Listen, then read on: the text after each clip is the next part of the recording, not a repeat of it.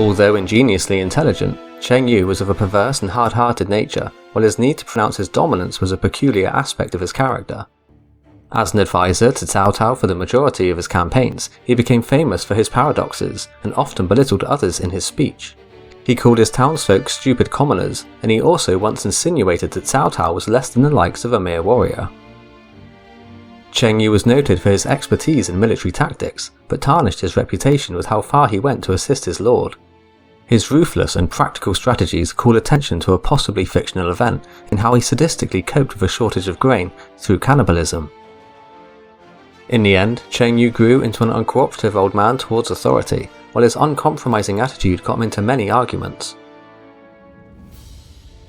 Cheng Yu was born in 141 in Dong'er County, and is described as a tall man with a beautiful long beard. His original given name was Li, but after he had a dream about the sun on top of Mount Dai, he changed it to Yu, meaning lifting the sun. There's nothing recorded about his early life, but he rose to fame for his courage in the areas around his hometown when he was in his early 40s. The Yellow Turban Rebellion broke out around this time, so a county magistrate named Wang Du burnt down the local food storehouses, then seized control over the city.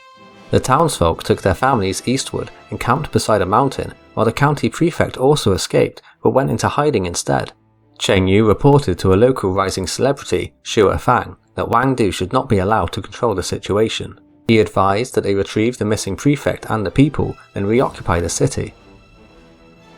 When Cheng Yu's spies reported that Wang Du had also left the city to camp nearby, Shou enacted the plan, but the commoners refused to move from their camps. Cheng Yu exclaimed, "Stupid commoners lack the ability to plan." He further plotted with Shou, who sent some cavalry holding yellow banners to the hilltop, then to charge the civilians. Amongst the crowd, Shou and his men screamed upon seeing the incoming yellow turbans. He led the masses back into the city, and kept running until they realized the rebels were not actually a threat. They worked together and started to defend the city, while Cheng Yu was looking for the prefect.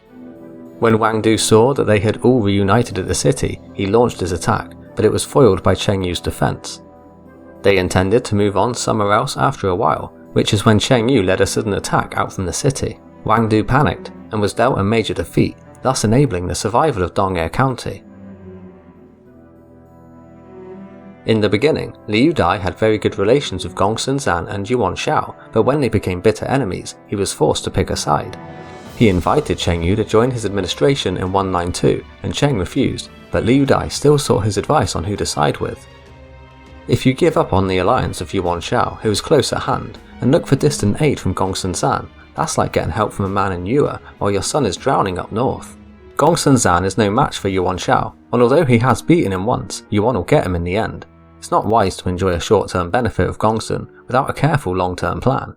Liu Dai agreed, and severed ties with Gongsun Zan, whose cavalry left his domain. Just as Cheng Yu had predicted, Gongsun Zan suffered a heavy defeat by Yuan before his cavalry could even join the battle. Liu Dai asked Cheng Yu to become his officer with a higher rank, but he again refused employment. Without the security provided by Gongsun's elite cavalry, Liu Dai was soon killed by some yellow turbans, and Cao Cao came forth to take over the province. A letter arrived concerning Cheng Yu's presence in Cao's government, and he accepted the offer right away. The locals wondered, how can you change your attitude so snobbishly, associating with social superiors when offered a rank much less than Liu Dai offered you? Cheng Yu laughed at them without making any comment, and left. When he joined Cao Cao, he was only assigned as a prefect, but he was determined to follow his new lord. Evident in the fact he held his defences against Lu Bu throughout the Battle of Yan Province, while many others defected over. Only Zhuancheng, Dong'er and Fan counties did not yield, while chief strategist Shun Ye and Cheng Yu were at Zhuancheng Fortress. Shun Ye analysed the defences could be successful, but only if the officials guarding the three counties worked together. Cheng Yu was sent to oversee the defences at his hometown because he could probably convince the people of Dong'er to fight with him. He travelled past Fan County on the way to discover Si Yi trying to persuade the prefect of Fan to surrender. Cheng Yu knew that the prefect's family was in Lu Bu's domain, so convinced him to place the empire over his personal stake. I have heard that Lu Bu holds your mother and your younger brother, your wife and your children. As a filial son, how can you bear this? The empire is now in great disorder, and brave men rise up against one another.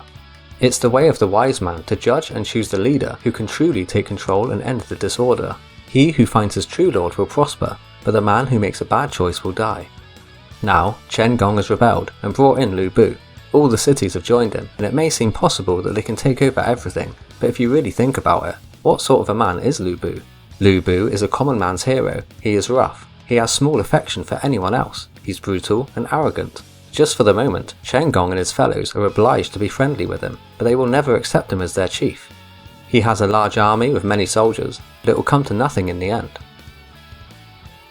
By contrast, the wisdom and strategy of Commissioner Cao are not of this world, but rather gifts from heaven.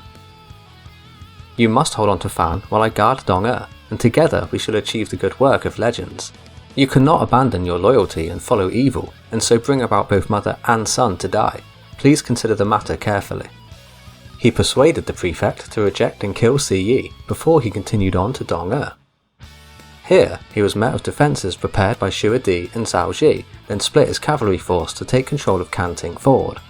This prevented Chen Gong from crossing and attacking the holdout cities before they came to Dong-er. Cheng Yu and Shou and formulated more battle plans, and the defences of the three counties held out until Cao returned. Cheng Yu was instrumental in the victory and highly praised for his efforts. When he arrived, Cao took Cheng's hand and said, "But if not for your strength, I would have no place to return to." It was still a hard time for the armies. Widespread famine in the province had Cao thinking about relinquishing his position to Yuan Shao, who offered to take in the Cao family. Cheng Yu rebuked him, however. "It appears, General, that you get flustered under pressure. How else could you contemplate such a foolish move? Even mere warriors know about shame. How could you act so shamelessly to surrender to Yuan Shao? He has designs upon the empire, but he is not nearly clever enough. Could you really accept him as your leader? You have the majesty of a dragon or a tiger. Are you prepared to play this role?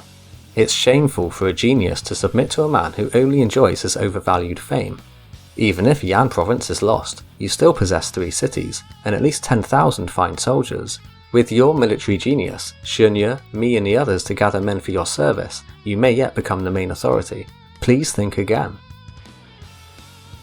His speech was easier said than done, because the armies had already ran out of food.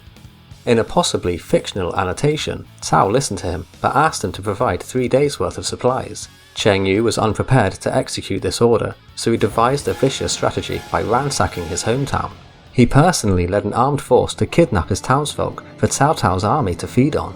According to the account, the abducted were cut into pieces and mixed with rice, so the soldiers would enjoy their meals.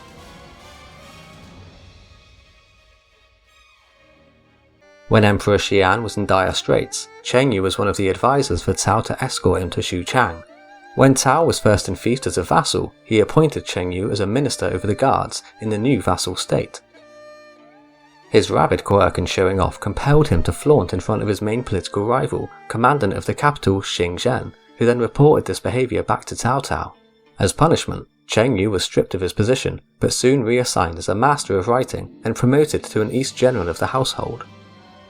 He was sent to administrate Zhiyin Commandery, and gave advice to Cao when Liu Bei came to him for protection in 198. Liu Bei is an ambitious man with many admirers. He will not remain subject for long, so should be taken care of as soon as possible. Cao refused under the rationale that he didn't want the death of one man to affect others who might want to join him. When Yuan Shu was defeated the following year, he tried to escape north to his half-brother Yuan Shao. Liu Bei volunteered to intercept him, plus he was given a sizable army for the job.